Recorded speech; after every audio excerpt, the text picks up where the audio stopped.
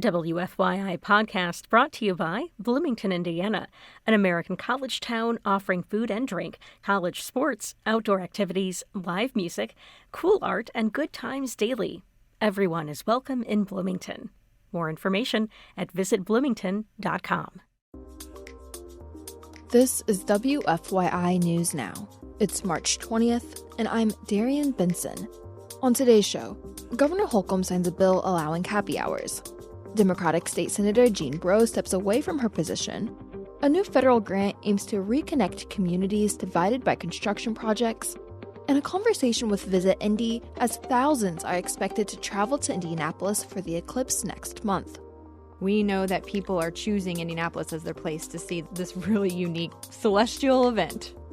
Those stories coming up, but first, Governor Eric Holcomb signed a bill Monday that limits how Indiana's public access counselor and future counselors interpret public records and open meetings laws. The controversial legislation was proposed in the last few weeks of session. It confines the counselor's interpretations to the plain text of the law when issuing opinions. Currently, the role relies on the liberal interpretation of the law as it's written in state code.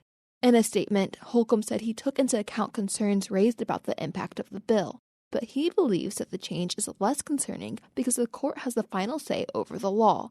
The governor also keeps the ability to appoint the counselor, he said. Luke Britt, the state's longest-serving public access counselor, declined to comment. His 4-year term expires in October 2025. Governor Eric Holcomb says happy days are here again as of July 1st when Indiana establishments can offer happy hours for the first time in decades. Indiana Public Broadcasting's Brandon Smith reports Holcomb signed the legislation into law last week.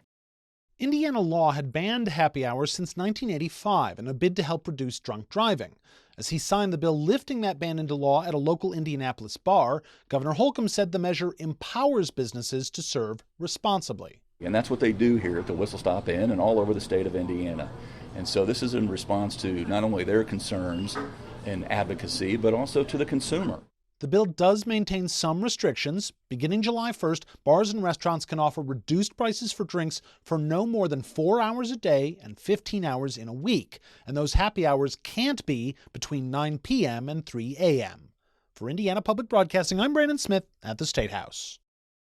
Democratic State Senator Jean Breaux announced Monday that she's stepping away from her political position after what she calls a hard-fought battle with ongoing health issues.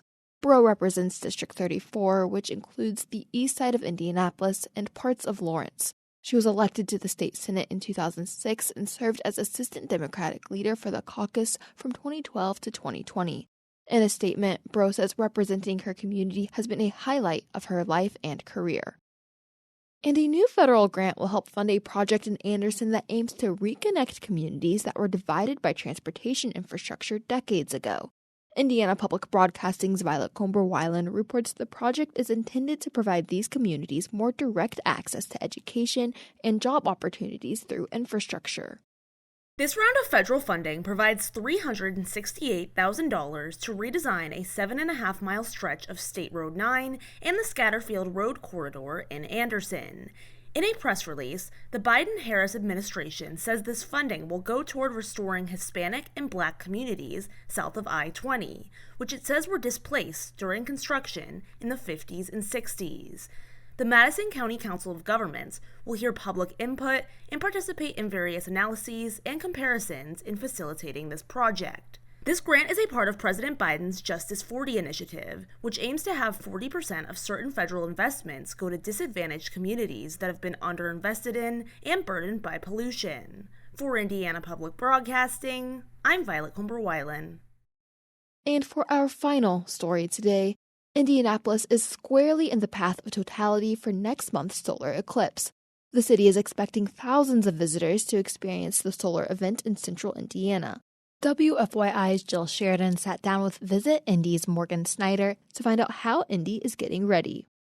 Can you talk a little bit about why Indianapolis is looking like one of the very top spots for tourists and visitors? We are the spot to see the solar eclipse. It's incredible. You know, We are so centrally located within the country and within the path of totality. As one of the largest cities in the path of totality, we know that people are choosing Indianapolis as their place to see this really unique celestial event.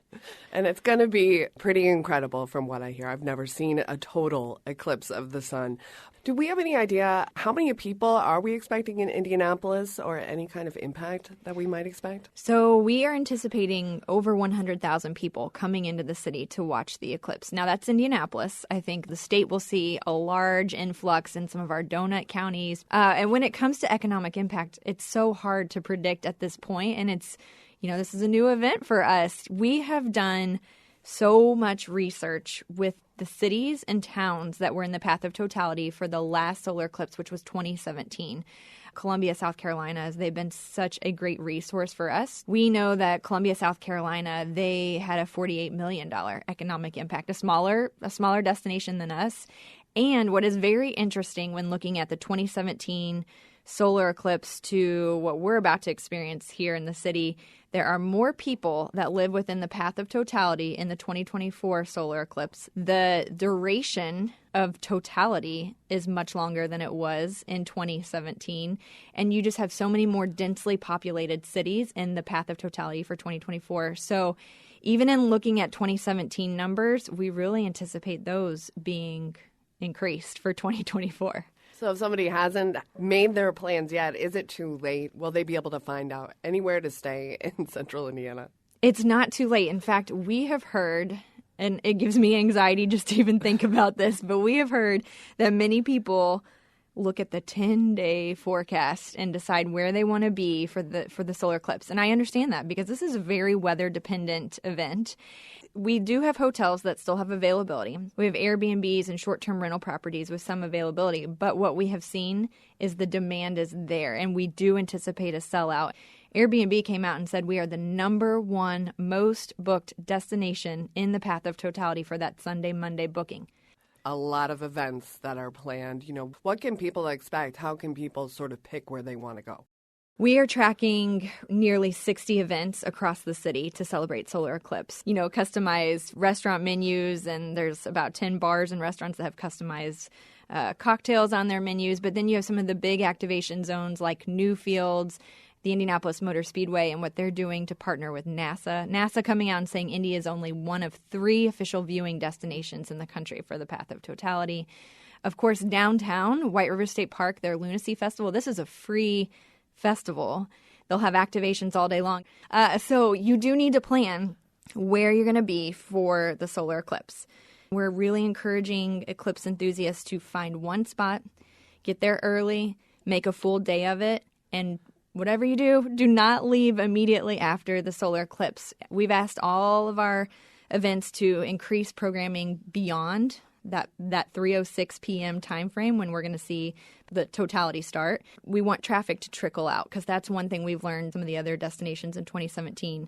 Everyone leaves immediately following the eclipse, and then it creates some traffic congestion. And so that's something we're working really hard with our IMPD team, Homeland Security, to just really ensure a safe viewing experience in the city. I really appreciate you coming in to talk a little bit more about what's happening here in Indianapolis. Thanks. Absolutely. Thank you. The solar eclipse is Monday, April 8th at 3:06 in the afternoon. The next time Indianapolis will be in the path of totality is the year 2153. That's all for today's episode of WFYI News Now. Our podcast is produced by the following people who live in your community: Aubriana Heron, Drew Dodlin, Kendall Antron, who composed the music for this podcast, and me, Darian Benson. Our news director is Sarah Neal Estes. If you liked today's episode, remember to subscribe and share, and follow WFYI on Instagram, Facebook, and YouTube to check in on our newsroom throughout the day. Thanks for listening. We'll be back tomorrow.